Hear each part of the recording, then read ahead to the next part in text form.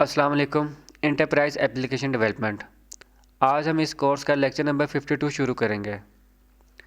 आज के लेक्चर में हम बूटस्ट्रैप को यूज़ करते हुए अपनी वेब एप्लीकेशन की लुक एंड फील को बेहतर बनाएंगे। बूटस्ट्रैप बेसिकली एक फ्रंट एंड फ्रेमवर्क है जिसको यूज़ करते हुए आप मोबाइल रिस्पॉन्सिव वेबसाइट्स बड़ी आसानी के साथ बना सकते हैं। आसानी के साथ किस तरह से बना सकते हैं? बूटस्ट्रैप के अंदर बेसिकली कुछ प्री बिल्ट क्लासेस होती हैं। आपने सिर्फ उन क्लासेस को यूज़ करना है। जैसे ही वो क्लासेस आप यूज़ करेंगे आपके एलिमेंट्स की लुक एंड फील चेंज हो जाएगी। मिसाल के तौर पर यहाँ पे आपको डिफरेंट बटन नज़र आ रहे हैं, ठीक है, और इन बटन का कोड भी यहाँ पे नज़र आ रहा है। अब देखिए हर बटन के लिए हमने डिफरेंट क्लास यूज़ की है। ये क्लासेस बूटस्ट्रैप के अंदर डिफाइन हुई हैं। जैसे आप ये क्लास किसी पर्टिकुलर बटन के लिए यूज़ करते हैं उस बटन की लुक एंड फील चेंज हो जाती है। फ़र्ज़ करें जैसे हम लास्ट वाली एग्जांपल देख लेते हैं, जो डार्क बटन है जिसका बैकग्राउंड ग्रे कलर का है, ब्लैक कलर का है। बटन डार्क की क्लास अप्लाई करेंगे तो इसका लुक एंड फील इस तरह की हो जाएगी, ठीक है। इन्फो के लिए देखें, अगर आप बटन इन्फो की क्लास यूज़ करेंगे तो बैकग्राउंड कलर लाइट ब्लू हो जाएगा, ठीक है। बटन वार्निंग की क्लास यूज़ करेंगे तो येलो हो जाएगा। डेंजर की क्लास यूज़ करेंगे तो रेड हो जाएगा, ठीक है। तो देखिए बूटस्ट्रैप में क्या होता है कि क्लासेस हैं, ये क्लासेस बिल्ट इन क्लासेस हैं। इन क्लासेस को आप एलिमेंट्स पे अप्लाई करेंगे तो उन एलिमेंट्स की लुक एंड फील चेंज हो जाएगी। अब हम प्रैक्टिकल करने के लिए इसको बूटस्ट्रैप को यूज़ करने के लिए लास्ट लेक्चर वाली एग्जांपल को ओपन कर लेते हैं और उसी के अंदर बूटस्ट्रैप को इम्प्लीमेंट करते हैं। लास्ट लेक्चर के एग्जांपल को मैंने विजुअल स्टूडियो के अंदर ओपन कर लिया है। जब आप एक डिफ़ॉल्ट MVC एप्लीकेशन क्रिएट करते हैं तो बूटस्ट्रैप की लाइब्रेरीज बाय डिफ़ॉल्ट इंक्लूडेड होती हैं। कहाँ पर होती हैं? उसके लिए आप www रूट के फ़ोल्डर को ओपन करें, लिप के फ़ोल्डर को ओपन करें तो फर्स्ट फोल्डर आप देखें यहाँ पे बूटस्ट्रैप का है, ठीक है। इसको ओपन करें और डिस्ट फिर CSS bootstrap.css, ये फ़ाइल आपको यहाँ पर नज़र आ रही है, ठीक है। हम इसी फ़ाइल को आज यूज़ करेंगे। अगर तो ये फ़ाइल आपके पास नहीं है तो आपने getbootstrap.com की वेबसाइट पर जाना है और यहाँ से इसको डाउनलोड कर लेना है। हमारे केस के अंदर बूटस्ट्रैप पहले से इंक्लूडेड है प्रोजेक्ट के अंदर, तो हमें इसको अलग से डाउनलोड करने की ज़रूरत नहीं है। हम अपने एप्लीकेशन में आ जाते हैं वापस और यहाँ पे अब हमने बूटस्ट्रैप को यूज़ करना है। अच्छा, हम एक काम करते हैं कि बूटस्ट्रैप को यूज़ करने से पहले हम अपने तमाम पेजेस के अंदर लेआउट पेज को इंक्लूड कर लेते हैं। वो हम क्यों इंक्लूड कर रहे हैं? क्योंकि हम बूटस्ट्रैप को सिर्फ लेआउट पेज के अंदर इंक्लूड करेंगे और उसका फ़ायदा ये होगा कि हमें हर जगह पे उसको अलग से इंक्लूड करने की फिर ज़रूरत नहीं पड़ेगी। तो हम इंडेक्स से शुरू करते हैं। अब यहाँ पे अगर मुझे लेआउट पेज को इंक्लूड करना है तो मैं जो बेसिक कोड है इसको रिमूव कर देता हूँ और यहाँ पे लेआउट पेज के कोड को ऐड कर लेते हैं। यहीं से मैं इसको कॉपी कर लेता हूँ, ठीक है, और यहाँ पे आ जाएगा लेआउट पेज। इसके अलावा मैं एक काम करता हूँ कि जो इंडेक्स का पेज है इस पेज के अंदर मैं एक अब लिंक ऐड करता हूँ ताकि इस पेज से हम स्टूडेंट के फॉर्म पे चले जाएं, ठीक है। यानी कि जब भी हम एप्लीकेशन रन करते हैं तो इंडेक्स का पेज बाय डिफ़ॉल्ट ओपन होता है, तो यहाँ पर जब भी ओपन हो यूज़र को एक लिंक नज़र आए और उस लिंक पे जब यूज़र क्लिक करे तो ऐड स्टूडेंट का जो हमने फॉर्म बनाया था लास्ट लेक्चर में वहाँ पे हम रिडायरेक्ट हो जाएं। अब यहाँ पर जो ऐड स्टूडेंट का मेथड है, ऐड स्टूडेंट का जो फॉर्म है वो कहाँ पर है? स्टूडेंट के फोल्डर के अंदर, यानी उसका कंट्रोलर डिफरेंट है और इंडेक्स जो है वो होम कंट्रोलर के अंदर है। तो लास्ट लेक्चर में तो मैंने ASP एक्शन यूज़ किया था। ASP एक्शन में क्यों यूज़ कर रहा था? स्टूडेंट के फॉर्म पे जाने के लिए, ठीक है। तो स्टूडेंट के फॉर्म पे हम चले जाएंगे, लेकिन अब कंट्रोलर अलग है तो मुझे यहाँ पे ASP कंट्रोलर को भी ऐड करना पड़ेगा। अगर तो इंडेक्स और स्टूडेंट फॉर्म एक ही फोल्डर के अंदर होते तो मुझे ASP कंट्रोलर ऐड करने की ज़रूरत नहीं थी, जैसे मैं लास्ट लेक्चर में कर रहा था।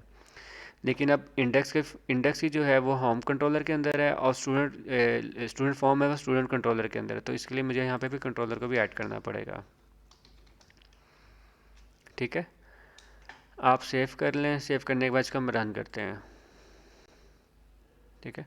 तो देखिए अब जो इंडेक्स पेज है, ये जो welcome to student management system, ये हमारे पास कहाँ से आ रहा है? लेआउट के पेज में से। और ऐड स्टूडेंट का जो लिंक है ये अब ऐड हो गया है जिसके थ्रू हम स्टूडेंट के पेज के ऊपर जा सकते हैं। इसमें जब मैं क्लिक करता हूँ तो देखें ऐड अ न्यू स्टूडेंट का पेज ओपन हो जाएगा। अब हम वापस आते हैं और सबसे पहले हम काम करते हैं कि अब हम बूटस्ट्रैप को इंक्लूड करते हैं। तो अब हम लेआउट पेज में चले जाते हैं। शेड के फोल्डर में लेआउट पेज है, ठीक है, और यहाँ पे हेड के अंदर बूटस्ट्रैप को इंक्लूड करते हैं। तो इसको इंक्लूड करने का तरीका है कि आपने यहाँ पे bootstrap.css को सिलेक्ट करना है, ड्रैग कर लेना है और हेड के अंदर आकर ड्रॉप कर देना है। तो देखें इसने इंक्लूड कर दिया है। सेव करें, सेव करने के बाद यहाँ पे आते हैं और रिफ़्रेश करें। लेकिन जैसे ही आपने रिफ़्रेश किया तो देखें कुछ डिफ़ॉल्ट स्टाइल इसका चेंज हो गया है। ये टेक्स्ट भी चेंज हो गया है, फ़ॉन्ट साइज़ भी चेंज हो गया है, जो लिंक था इसका कलर भी चेंज हो गया है। ये अभी क्यों चेंज हो रहा है? अगर आप पेज पे राइट क्लिक करें तो देखें ये जो बूटस्ट्रैप की फ़ाइल हमारे पास इंक्लूडेड है, इसके अंदर सेटिंग्स डिफाइन हुई हुई हैं। ठीक है, तो डिफ़ॉल्ट सेटिंग इसने ऑटोमेटिक चेंज कर दी हैं। अब हम मज़ीद स्टाइल्स अप्लाई करते हैं। ठीक है, अब हम अज्यूम करते हैं कि हमने यहाँ पे लिंक को इसको एक बटन की शक्ल देनी है। अगर आपने एक बटन की शक्ल देनी है, बूटस्ट्रैप की वेबसाइट पर जाएँ, डॉक्स पर आएँ, सर्च डॉक पे आप बटन को सर्च करते हैं। ठीक है, अब देखिए यहाँ पे उसने एग्जांपल्स दी हुई है कि आपने किस तरह के बटन की लुक बटन ऐड करना है। ठीक है, अगर आप प्राइमरी बटन लगाते हैं तो इसका बैकग्राउंड कलर ब्लू सा होगा, अगर आप सेकेंडरी लगाते हैं तो ग्रे होगा, सक्सेस लगाते हैं तो ग्रीन होगा। ठीक है, तो बूटस्ट्रैप के अंदर बेसिकली क्या होता है कि कुछ क्लासेस पहले से डिफाइन हुई हुई हैं, आपने सिर्फ उन क्लासेस को अपने कंट्रोल्स या अपने एलिमेंट्स के ऊपर सिर्फ अप्लाई करना है तो ऑटोमेटिक स्टाइल अप्लाई हो जाएगा। जैसे अगर आपने प्राइमरी बटन बनाना है तो आप कौन सी क्लास यूज़ करेंगे? बटन और बटन प्राइमरी। ठीक है, अब एक चीज़ आपके जहन में आ रही है कि ये तो क्लासेस बटन के लिए यूज़ हो रही हैं और हमारे पास यहाँ पे क्या है, ए टैग है। ठीक है, अगर आप इंडेक्स पे जाएं, अब अगर आप इसके डॉक्यूमेंटेशन में आएँ तो यहाँ पे आप देखें कि जो बटन के टैग्स हैं वो आप ए एलिमेंट पे भी अप्लाई कर सकते हैं और इनपुट पे भी अप्लाई कर सकते हैं। ठीक है, अब जैसे इसने यहाँ पर बटन, ये जो इसने बनाया लिंक, इसने यहाँ पे बटन और बटन प्राइमरी क्लास लगी, तो हम भी ये करते हैं कि यही कोड यहाँ से कॉपी करते हैं और यहाँ पे पेस्ट कर देते हैं। ठीक है, तो बूटस्ट्रैप में स्टाइल कैसे अप्लाई करते हैं? आपने क्लास एट्रीब्यूट के अंदर क्लासेस डिफाइन करनी है। बूटस्ट्रैप, और ये क्लासेस कहाँ पे डिफाइन हुए हैं? बूटस्ट्रैप की लाइब्रेरी के अंदर पहले से डिफाइन हुई है। तो इन क्लासेस को यूज़ करते हुए आप स्टाइल अप्लाई कर रहे होंगे। इसको सेव करें, सेव करने के बाद हम पेज पे आ जाते हैं, इसको यहाँ पे रिफ्रेश करते हैं। अब देखें आपके पास फ़ौरन बटन की लुक एंड फील, इसी लिंक था, इसकी लुक एंड फील चेंज हो गई है। ठीक है, तो देखिए कितना आसान है बूटस्ट्रैप को यूज़ करते हुए अपनी एप्लीकेशन की लुक एंड फील को चेंज करना है। अब अगर आपके ब्लू कलर का बटन पसंद नहीं आ रहा तो आप जाएँ वहाँ पर, आप फ़र्ज़ करें आप लगाना चाहते हैं डार्क, इस कलर में देना चाहते हैं, तो कौन सी क्लास है इसके लिए? देखें बटन और बटन डार्क, तो आप यहाँ पर आएँ, ये देखें डार्क यहाँ पे आ जाएगी, ये आ गई। ठीक है, इसको सिलेक्ट कर लें, सेव करें, पेज को रिफ़्रेश करें, तो देखें आपके पास कलर चेंज हो गया। ठीक है, अगर आपने इस कंटेंट्स को अलाइन करना है, सेंटर में अलाइन करना है, तो इसके लिए भी क्लास पहले से मौजूद है। ठीक है, डिव पे आते हैं, यहाँ पे क्लास लगाते हैं। ठीक है, और टेक्स्ट को आपने क्या करना है, सेंटर करना है। ठीक है, सेंटर, सेंटर पे ये क्लास सेलेक्ट कर लें, रिफ़्रेश करें। ठीक है, देखें आप सेंटर में आ गए हैं। ठीक है, बटन सेंटर में आ गया। इसी तरह के आपने इसको भी सेंटर में करना है। हम आ जाते हैं लेआउट पेज के अंदर आ जाते हैं, ये हेडिंग आपने यूज़ की हुई थी, इस हेडिंग को भी हम ऐड करते हैं एक डिव के अंदर फ़र्ज़ करें। ठीक है, और इस डिव के भी हम क्लास अप्लाई करते हैं, टेक्स्ट सेंटर। ठीक है, और ज़रा इसको स्मॉल कर लेते हैं, H4 यूज़ कर लेते हैं और यहाँ से ख़त्म कर देते हैं। ठीक है, इसको सेव कर लेते हैं। ठीक है, आप देखें welcome to student management system as student. ठीक है, ये भी सेंटर लाइन हो गया, ये भी सेंटर लाइन है, और आपका होम पेज जो है डिज़ाइन हो गया है। होम पेज के बाद हम अब आते हैं ऐड स्टूडेंट के पेज के ऊपर। जब आप इस पर क्लिक करते हैं तो अभी जो आपके पास पेज नज़र आएगा वो तो डिफ़ॉल्ट आ रहा होगा नज़र। ठीक है, अब हमने इसके ऊपर भी बूटस्ट्रैप स्टाइल्स अप्लाई करने हैं, तो हम जाते हैं कोड के अंदर और स्टूडेंट के फॉर्म को ओपन कर लेते हैं। ठीक है, पहला काम हम ये करते हैं कि इसके अंदर भी लेआउट को इंक्लूड कर लेते हैं। तो यहाँ से जो बेसिक कोड है इसको मैं रिमूव कर रहा हूँ। ठीक है, रिमूव करने के बाद इंडेक्स के पेज में से ये जो लेआउट का कोड है इसको कॉपी करते हैं और स्टूडेंट फॉर्म के ऊपर ले आते हैं। ठीक है, ले आएँ और इसको सेव करें। सेव करने के बाद यहाँ पे इसको रिफ़्रेश करें। जब आप रिफ़्रेश करेंगे तो जो डिफ़ॉल्ट CSS है बूटस्ट्रैप की वो अभी अप्लाई होगी। अब हम इसको मज़ीद बेहतर करते हैं, मज़ीद स्टाइल अप्लाई करते हैं, और इसमें पहला काम ये करते हैं कि जो ऐड ए न्यू स्टूडेंट है इसको एक बैकग्राउंड असाइन कर देते हैं। ठीक है, अगर आपने बैकग्राउंड कलर असाइन करना है, दोबारा बूटस्ट्रैप में वापस आ जाएँ, यहाँ पे हम सर्च करते हैं बैकग्राउंड को। ठीक है, अब देखिए बैकग्राउंड कलर के लिए क्लासेस आ गई हैं आपके पास। अगर आपने ब्लू कलर का बैकग्राउंड लगाना है, अभी हम डार्क थीम यूज़ कर रहे हैं तो हम ऐसा करते हैं डार्क थीम पे आ जाते हैं, बीजी डार्क। ठीक है, ये आप यूज़ करेंगे क्लास, इसकी एग्जांपल नीचे गिवन होगी। ठीक है, यहाँ से हम उठा लेते हैं बैकग्राउंड डार्क। ठीक है, H3 पे आते हैं, इसको हम क्लास लिखते हैं यहाँ पर, और बीजी डार्क। ठीक है, अब इसको सेव करें। सेव करने के बाद रिफ़्रेश करें तो देखिए अब आपके पास इसकी लुक एंड फील चेंज हो जाएगी। ठीक है, अच्छा बैकग्राउंड तो डार्क हो गया लेकिन टेक्स्ट भी ब्लैक था बाय डिफ़ॉल्ट। अब टेक्स्ट भी आपने चेंज करना है, इसके लिए हम क्लास यूज़ करते हैं टेक्स्ट वाइट। ठीक है, सेव करें। सेव करने के बाद रिफ़्रेश करें, अब देखें टेक्स्ट वाइट हो गया। एक और काम करते हैं कि इसको सेंटर लाइन भी कर दें, तो एक और क्लास अप्लाई कर देते हैं टेक्स्ट सेंटर। ठीक है, और इसके अलावा पैडिंग भी ऐड करते हैं, तो पैडिंग भी हम ऐड कर सकते हैं। और फर्स्ट करें हम पैडिंग ऐड करने के लिए P2 क्लास को यूज़ करते हैं। ठीक है, सेव करें। सेव करने के बाद एक और काम करते हैं, इसको हेडिंग भी H5 कर देते हैं। ठीक है, ताकि थोड़ा सा फॉन्ट साइज चेंज हो जाए। अब इसको रिफ़्रेश करें तो अब आपके पास ये देखें पैडिंग भी ऊपर नीचे ऐड हो गई है, और ऐड ए न्यू स्टूडेंट भी सेंटर में आ गया। अगर आप पैडिंग नहीं ऐड करें तो फिर कैसी लुक एंड फील आएगी, इसको भी देख लेते हैं। फर्स्ट के मैं पैडिंग को रिमूव कर देता हूँ, सेव करें और दोबारा से इसको रिफ़्रेश करें।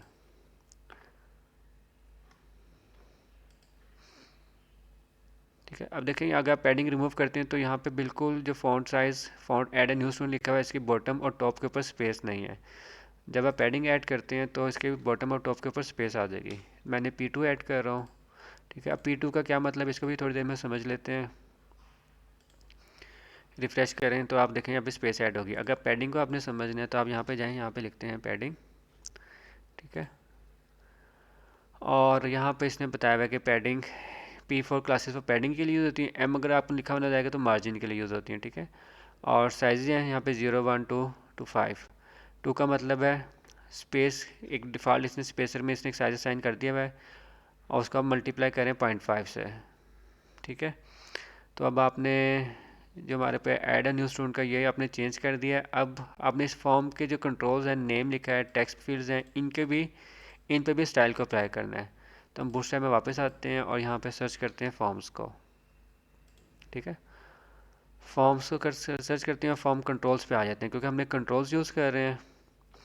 अब देखें यहाँ पर इसने कौन सी क्लास अप्लाई की हुई है फॉर्म के ऊपर। इनपुट के ऊपर क्लास अप्लाई की है फॉर्म कंट्रोल की, और लेबल पे क्लास अप्लाई की है फॉर्म लेबल की। तो हम ये भी यही काम अपनी क्लासेस में भी कर लेते हैं। ये क्लास यहाँ से कॉपी करते हैं, इनपुट के लिए हम यूज़ करते हैं फॉर्म कंट्रोल। ठीक है, यहाँ पे भी यूज़ करते हैं,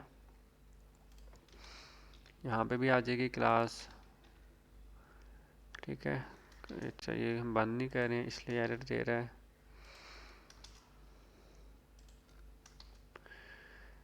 और ये हमारी कंप्लीट हो गई है। अब हम लेबल पे आ जाते हैं। लेबल के लिए हमने यूज़ करनी है फॉर्म लेबल। ठीक है,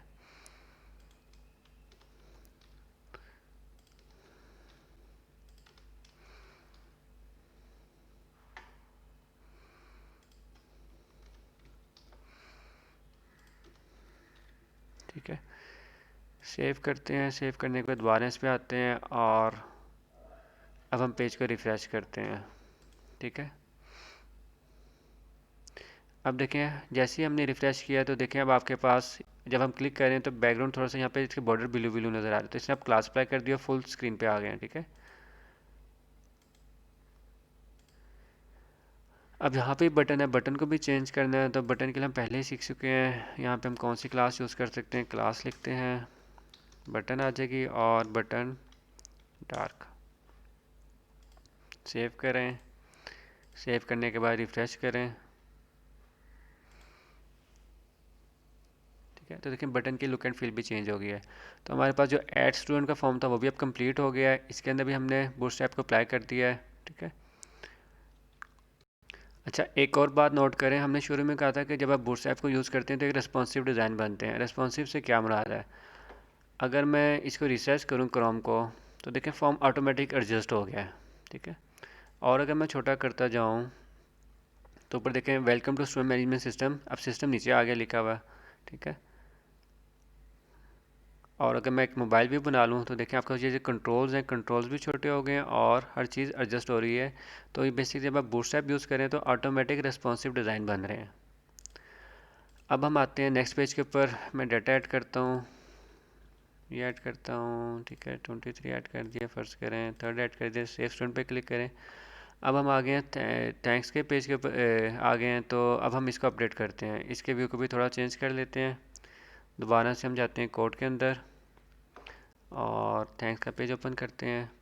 इसमें हम लेआउट पेज पहले इंक्लूड है, ये हम यहाँ पे काम करते हैं, हम इसको सेंटर लाइन बस कर देते हैं, ठीक है। और डिव ऐड करता हूँ और यहाँ पे क्लास ऐड कर देते हैं, टेक्स्ट सेंटर, ठीक है। सेव करें, सेव करने के बाद यहाँ पे हम रिफ्रेश करते हैं तो हर चीज़ सेंटर अलाइन हो गई है, ठीक है। अब हम टेबल्स पे आते हैं, क्लिक हियर पे क्लिक करें तो देखिए अब इस टेबल को भी हमने बेहतर करना है। टेबल को बेहतर करने के लिए हम दोबारा से इधर आते हैं बूटस्ट्रैप के ऊपर, यहाँ पे हम लिखते हैं टेबल, ठीक है।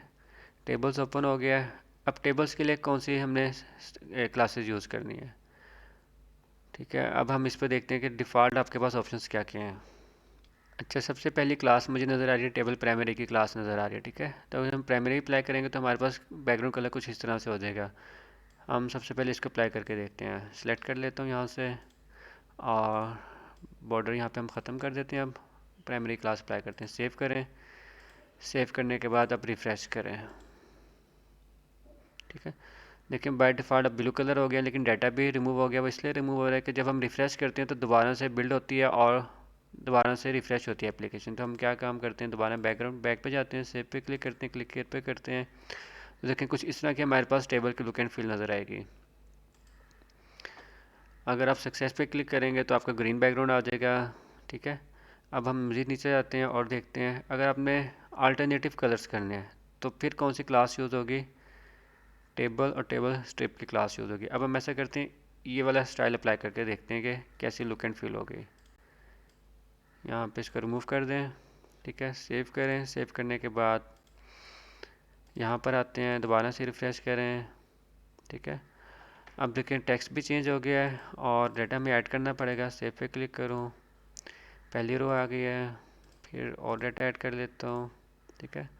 एक और रो ऐड करते हैं ताकि टेबल की लुक आए, ठीक है। अब यहाँ पे देखें 3 रोज ऐड हुई हैं तो अल्टरनेटिव कलर आ रहे हैं। तो आपने अगर अल्टरनेटिव कलर ऐड करने हैं तो आप टेबल क्लास यूज़ करेंगे और टेबल स्ट्रिप यूज़ करेंगे, ठीक है। अब डार्क वेरिएंट के साथ यूज़ करने हम डार्क थीम यूज़ करें तो हम टेबल डार्क को भी ऐड कर लेते हैं यहाँ पर, ठीक है।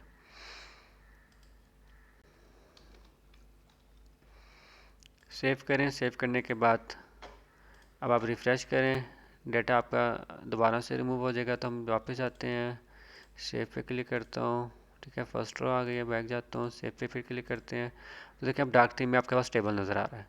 इसी तरह से अगर आपने बैकग्राउंड कलर चेंज करना है, आप टेबल सक्सेस करेंगे तो ग्रीन अल्टरनेटिव हो जाएगा, ठीक है। अगर आपने होवर ऐड करने हैं तो फिर होवर का मतलब होता है जब माउस लेके आए तो देखिए जैसे यहाँ पे आ रहे हैं तो आपके पास बैकग्राउंड कलर चेंज हो रहा है।